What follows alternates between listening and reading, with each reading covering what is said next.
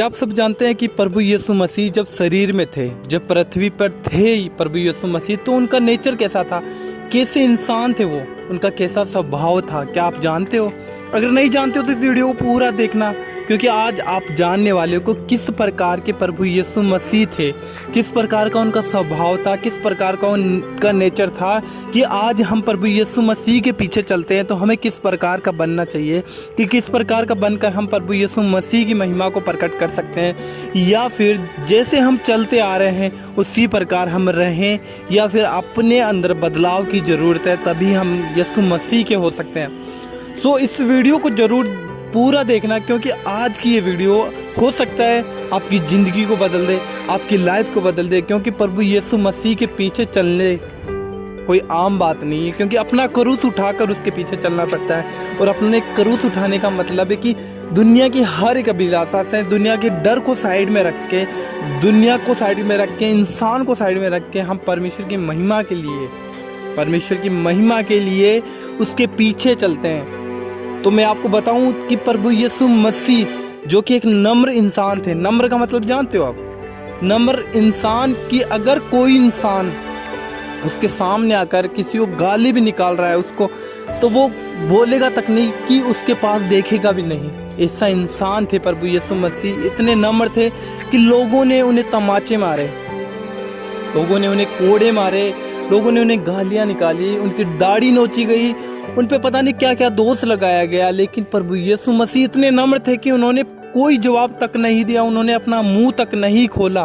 और आज का एक मसीह विश्वासी कैसा है कि अपने विरुद्ध कोई किसी ने चाहे झूठी छोटी सी बात क्यों ना कही हो, हम उस इंसान के विरुद्ध में खड़े हो जाते हैं। कि हमारा प्रभु यीशु मसीह हमें यह सिखाता है। उसने कहा कि अपना क्रूस उठाकर मेरे पीछे हो ले, ताकि शैतान तुझे भरमाने ना पाए।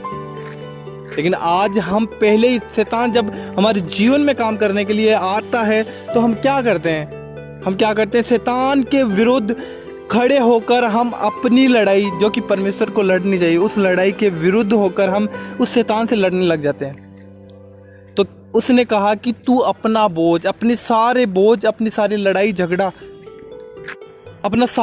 झगड़ा दुख क्लेश मुझ पे डाल दे, तो मैं तेरी लड़ाई को लड़ूंगा। लेकिन आज हम ऐसे विश्वासी हैं कि कोई इंसान जिसके अंदर शैतान काम करता है, जो मसीह विरोधी है, वो आकर आज हमारे सामने किसी छोटी सी बात को लेकर हमारा गाली गलौज कर दे, तो हम क्या करेंगे?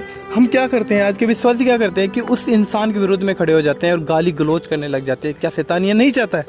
शैतान यही तो चाहता है कि हमारी आशीष को वो डिगाए, हमें प्रभु के सामने, हमारे प्रभु को शर्मिंदा करे। जब हम एक इंसान के विरुद्ध में खड़े होकर गाली गलौज करते हैं, उसके बराबर कोई झगड़ा कर रहा है, कोई हमें आके गाली निकाल रहा है, कोई हमें थप्पड़ मार रहा है, कोई हमें पीट रहा है, और हम उसके विरुद्ध में होकर उससे भी पीटने लग जाएं, उससे भी गाली गलौज निकालने लग जाएं, तो शैतान यही तो चाहता है। और यही हम शैतान की इच्छा को पूरा कर देते हैं, और हमारे प्रभु यीशु मसीह का अपमान होता है, क्योंकि वो एक नम्र इंसान था जब शरीर में था। लेकिन वो ही सच्चा परमेश्वर, उसने अपनी नम्रता को प्रकट किया क्रूस पे।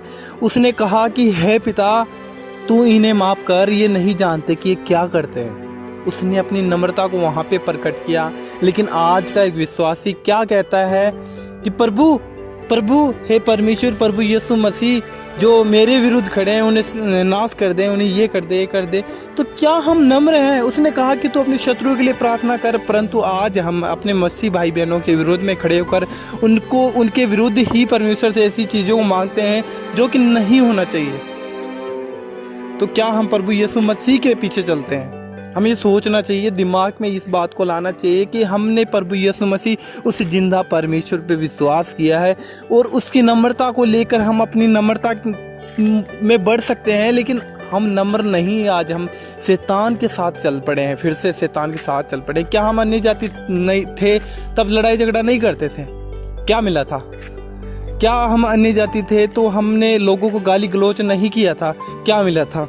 लेकिन आज हमने यीशु मसीह पे विश्वास किया तो उसने हमारे जीवन को बदला है, उसने हमें एक नया जीवन दिया। तो उस नए जीवन में बदलाव की ज़रूरत है। तो उस बदलाव के साथ ही हम प्रभु यीशु मसीह के साथ चल सकते हैं।